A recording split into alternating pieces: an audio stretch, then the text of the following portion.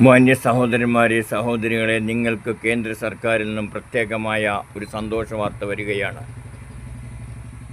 Soap ഉൽപ്പന്നങ്ങൾ, paste, brush തുടങ്ങിയ എല്ലാ വക സാധനങ്ങൾക്കും സെപ്റ്റംബർ ഈ മാസം 22-ാം തീയതി മുതൽ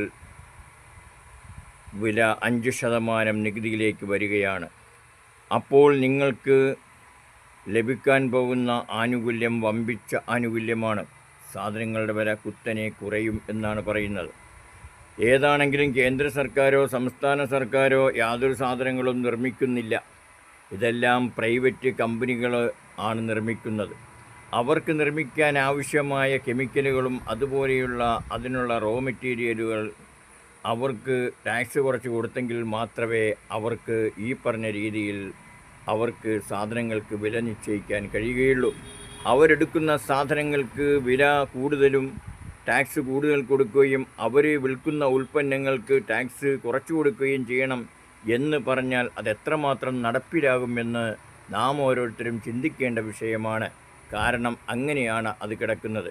കമ്പനിയാണ് ഒരു വസ്തു നിർമ്മിച്ചു കഴിഞ്ഞ് അതിൻ്റെ വില നിശ്ചയിക്കുന്നത്. വില നിശ്ചയിക്കുന്നത് കേന്ദ്ര സർക്കാരോ സംസ്ഥാന സർക്കാരോ പ്രധാനമന്ത്രിയോ മുഖ്യമന്ത്രിയോ അല്ല, GST കൗൺസിലുമല്ല അതിന് വില നിശ്ചയിക്കുന്നത്. അതുണ്ടാക്കിയ ആൾ വില നിശ്ചയിക്കും.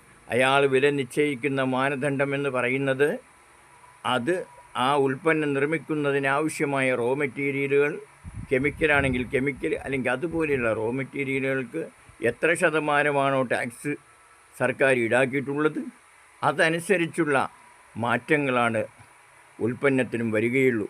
അല്ലാതെ നല്ല ടാക്സിൽ, കൂടിയ ടാക്സിൽ അതിൻ്റെ മെറ്റീരിയലുകൾ കൊടുക്കുകയും എന്നിട്ട് അത് ഉൽപ്പന്നമായി കഴിയുമ്പോൾ 5% ടാക്സ് എടുക്കാവൂ എന്ന് പറയുന്നതും തമ്മിൽ വളരെയധികം അന്തരമുണ്ട് എന്നാണ് ഞാൻ മനസ്സിലാക്കുന്നത്. ഇതിൽ തെറ്റുണ്ട് എങ്കിൽ നിങ്ങൾ തിരുത്തിത്തരണമെന്ന് വിനയപൂർവ്വം അപേക്ഷിക്കുകയാണ്.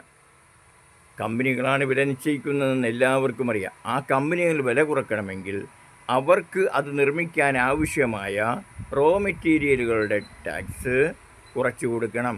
അങ്ങനെ കുറച്ച് കൊടുക്കുമ്പോൾ മാത്രമാണ് അവർക്ക് കുറഞ്ഞ നികുതിയിൽ കുറഞ്ഞ വിലയിൽ ഈ സാധനങ്ങൾ മാർക്കറ്റിൽ ഇറക്കാൻ കഴിയുകയുള്ളൂ.